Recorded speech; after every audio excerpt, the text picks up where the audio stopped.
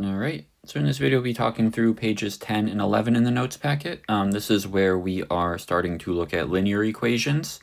So just as we did with quadratics, right, where we were looking at standard form, vertex form, and factored form, with lines, we also have three different forms. So we have slope-intercept form, point-slope form, and standard form. And just as with quadratics, right, we can use any three of them to express any quadratic relationship. Same with lines, we can use any three of them to express the same linear relationship. So all of these lines express the same underlying relationship, their graphs are the same. And the most kind of core part of lines is their slope. And so slope is the rate that you change as you go left to right. As you increase x by 1 unit, what do you change y by? And one way you can think about that is the change in y over the change in x, or the rise over the run. So if you go from here, from let's say this point to this point, what is your change in y? Well, your change in y is -3, right? That's your rise, -3. What was your change in x? It's 1. So the slope is going to be -3 over 1, or just -3.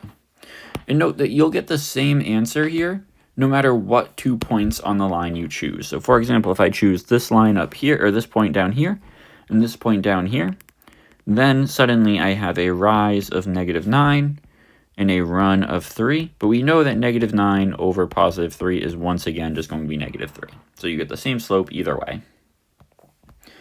And not all lines will have integer slopes. So if we look at this one over here, we see that we have a run of 3 and a rise of 2.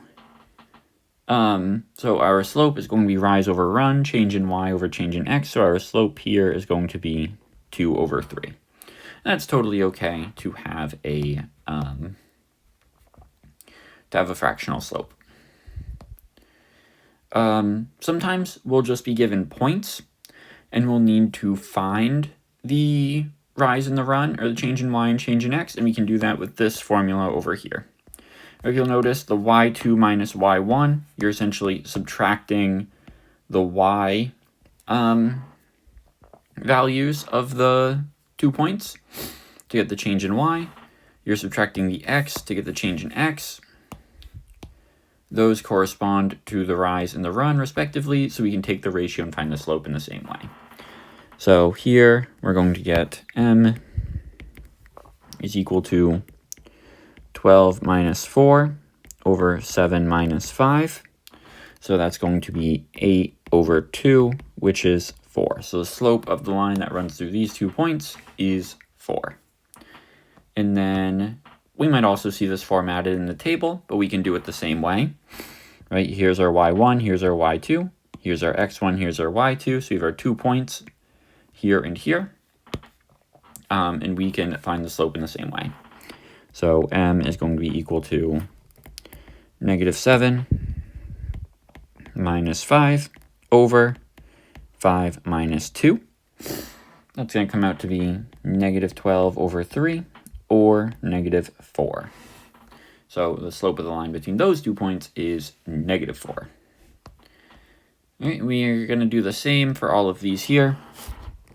So this is going to be 8 minus 1 over 2 minus 3. That's going to be 7 over -1, or -7. Here we're going to get 6 minus 1 over -5 minus 9. It's going to be 5 over -14, -5 over 14. Then we can do -3 minus 0 over 3 minus 1. That's going to be -3 over 2.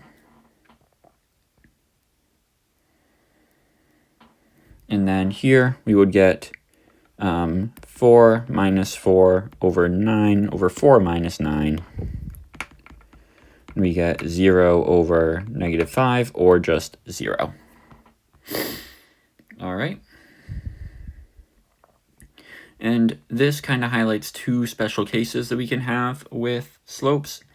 So sometimes when the slope is 0, notice how that means every 1 unit change in x means there's no change in y, or y just stays the same through all of them.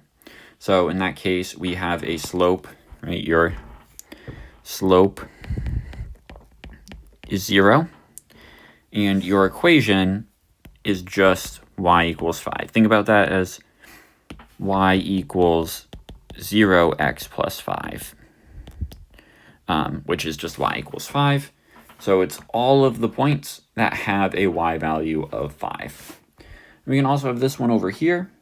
And if we tried to do what we did before to find the slope here, we're going to get 6 minus 2 over negative 5 minus negative 5. That's going to become 4 over 0, which means that the slope here would be undefined. Right? We have to have an undefined slope because, remember, the slope is the change in y that is associated with a 1-unit change in x. Well, here, all of the points on this line have an x value of negative 5. So we can write the equation like this to represent all of the points of negative 5. But if x doesn't change, it doesn't make sense to talk about a change in y that corresponds with a change in x because there is no change in x. So that's why the slope there is undefined.